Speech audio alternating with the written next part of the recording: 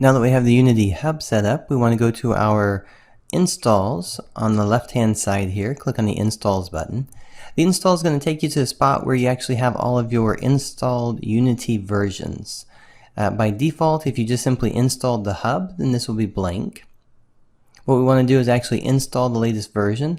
This one, you can actually install a latest version, or you can go back and you can grab an older version. There are LTS, which is long-term support versions. Those are going to be what I would consider the more stable versions of Unity. You can go up to the Add button. The Add is going to allow you to actually add in one of them. If you notice right here, you can't find what you're looking for, you can always download from the archive. And you can also get the access for the long-term support. Inside of here, we have our latest official releases. It just all depends on when you're watching the video. You may be seeing one that is a 2019.1, and then you might see one that's a 2019, for instance, with a 0.38 or a 2020. So any of those, the one that we're going to be focusing on is just simply 2019. So if we were to click on this one and say next, it's going to give you the options of what to include. If this is your very first time installing Unity, that probably means you also need to install Visual Studio. You could install it directly from here, so you could check this, and it's going to actually install Microsoft's Visual Studio for you right there. Then down below, this is all about what you need, and really just kind of is more of a when you need it. So for instance, you may not need the mobile builds, you may not need any of the external stuff, so you could just skip all of those. However, if you just want to grab up everything at one time and wait for a little bit because these files are pretty big, you could download all of them and then have all the documentation and everything as well. Your language packs at the very bottom are also available right there. So if you notice, select a version of Unity, and we've already done. The add modules is what we were doing next. We don't need any of these right here, so we're just going to skip that part. If you do though, if you wanted to, for instance, get the WebGL build, you could do this one so that we can build out. Actually, I think that's going to be what we use for our standard for building out our projects. So you could click on the WebGL build support and download that with it. I've already got it, so I'm not going to download that one again. Now that we have it done, we're just going to click on Done.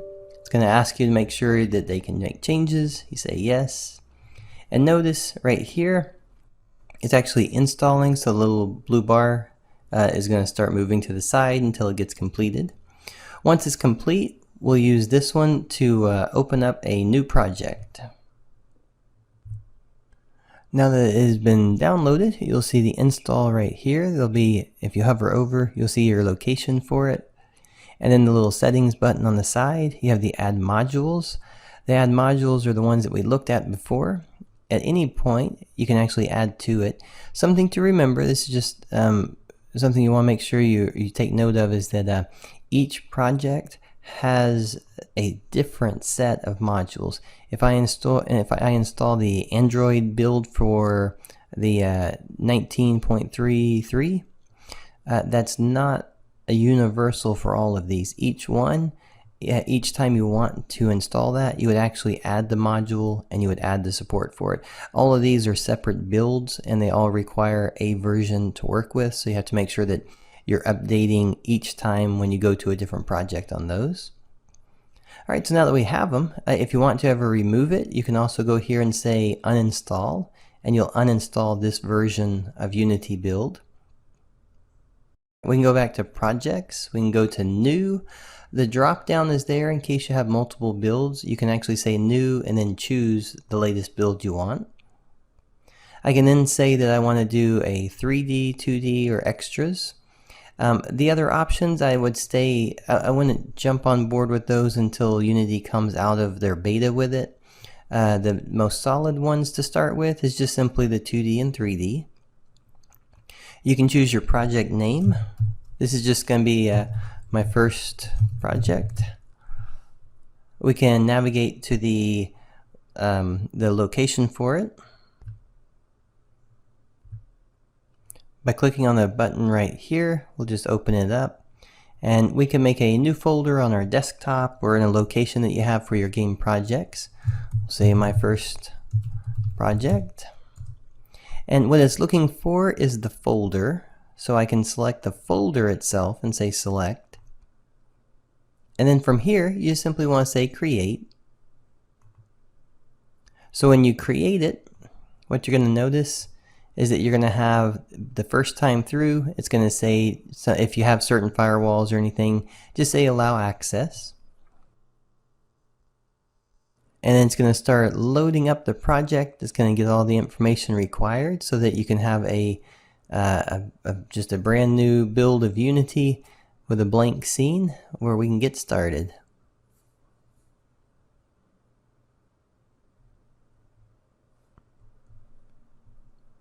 There we go. So now that we have our new scene and all of our elements inside of here, you'll notice depending on the version that you use, there's going to be a new set of icons. There's going to be a flat set of icons, and then there'll be some different bars and elements. This is all going to be based on the version. Every version they have tends to be different, so don't be too taken back if you see a version of Unity and it has a different skin to it.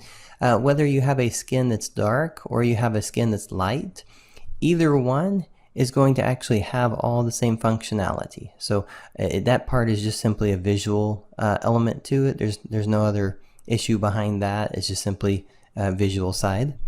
So now that we have our first project, we've gone through the full process now. We've gotten our account, we've gotten the hub. The hub got us to our Unity to be able to download the latest package, the latest application, and then we ran it from there when we created a new one.